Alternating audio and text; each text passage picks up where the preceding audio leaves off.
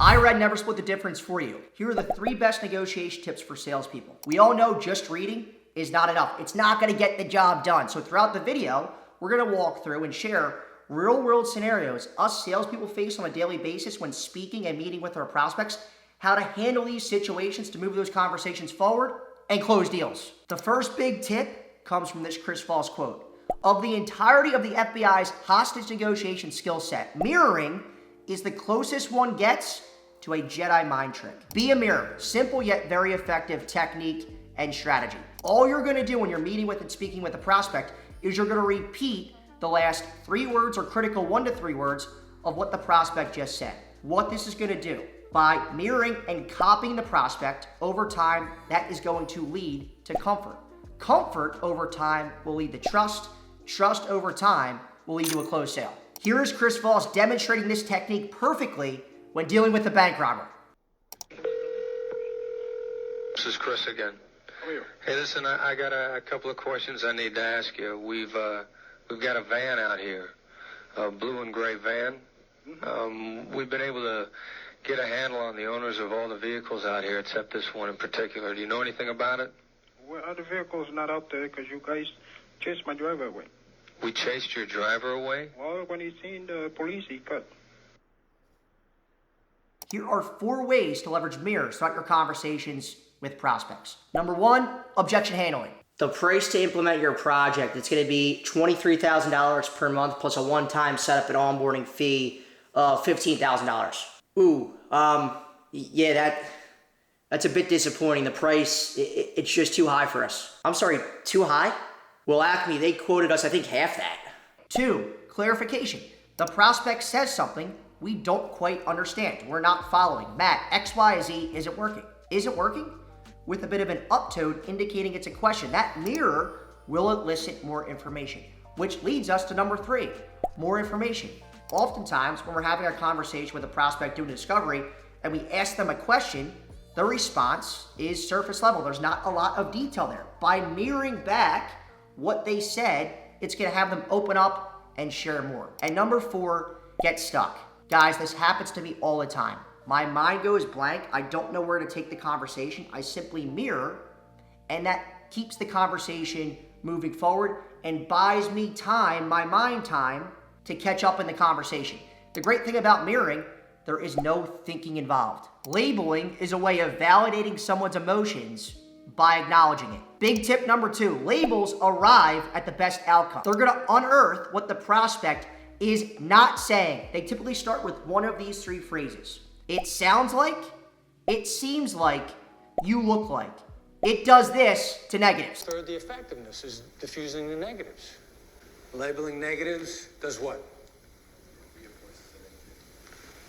All right, so that's what we all feel. He said labeling negatives reinforces the negatives. It's the opposite. Labeling negatives diffuses negatives. Every time, every time, every time, every time, every time. Now, you don't like that for 2 reasons. First of all, you're thinking, well, if it reinforces positives, why doesn't it reinforce negatives? That's just logical. Secondly, you're going to say, oh, no, it does not. Because every time I've tried to call out a negative, it's blown up in my face. And I had a PR guy once says, never introduce a negative, never introduce a negative. I don't know how many of you remember Richard Nixon when he resigned, but before he resigned, he stood up in front of the American public and said, I am not a crook. Did Nixon label the negative by saying, I'm not a crook? What did he do? He denied it. That's a 2-millimeter shift. Michael Vick is on a sports show a couple years ago. He's talking about another quarterback. He starts out by saying, like, look, I don't want to make it sound like I'm disrespectful. And then he made his observation. As soon as he got off the phone, the announcer said, you know what? As soon as somebody says, I don't want to sound disrespectful, the next thing they're going to be is disrespectful. Imagine if instead Vic would have said, I'm sure it's going to sound disrespectful. Here's my opinion. Then he got off the phone and said, you know, that Vic guy's a straight shooter. So the 2-millimeter shift and why we're so worried about negatives is because we've been used to denying them. You cannot plant a negative with a label. What if I say to you,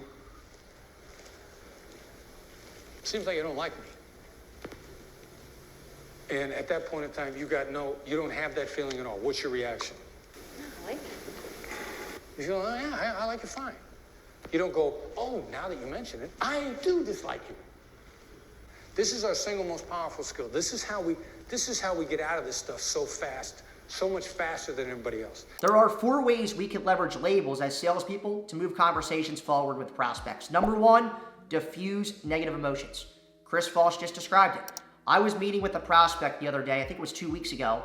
We're in a 2-month-long proof of concept. And I sensed some tension on their side and some irritation on their side after I denied one of their requests. Chris, it seems like you think I'm being a bit unfair here.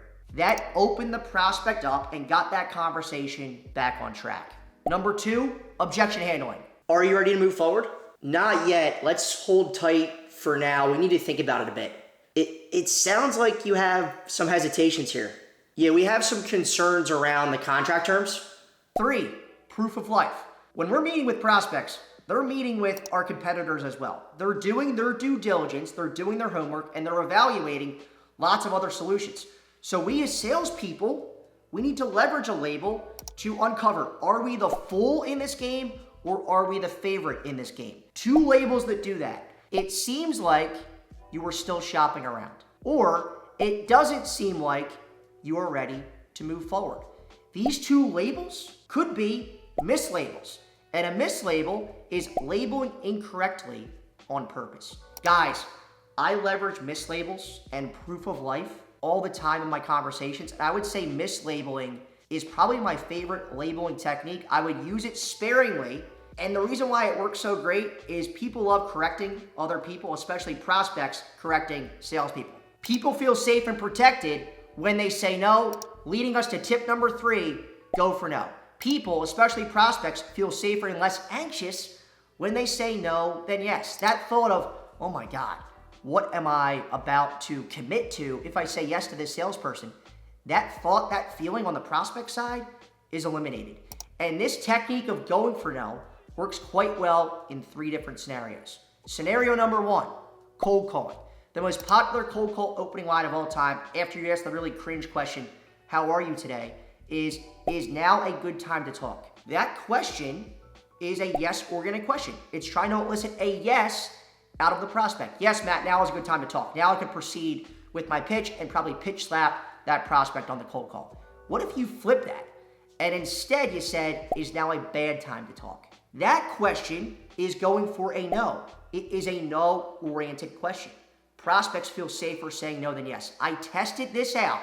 Is now a bad time to talk? Absolutely crushed. Is now a good time to talk in terms of proceeding to my pitch on a cold call. It also works quite well when asking for a meeting on a cold call. 99.99% of salespeople, when on a cold call, they'll ask, hey Chris, can you meet next Tuesday at 3 p.m.? That is going for a yes. What if instead you said something like this? Chris, would you be opposed to connecting on this when I'm not cold calling you completely out of the blue? No-oriented question. Or, Chris, is it a ridiculous idea to meet next week to give this a look? Another no-oriented question.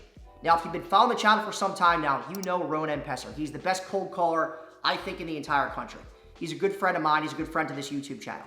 Here is a live cold call of Ronan's. You can listen to the entire call, but pay attention to the very end, how he asks for the meeting with the prospect. Prontic? Yes. Prontic, it's Ronen Pesar here with client's name. Look, you don't know me, actually. I'm a complete stranger cold calling you. Mind if I tell you why? Sure. Cool, I appreciate it.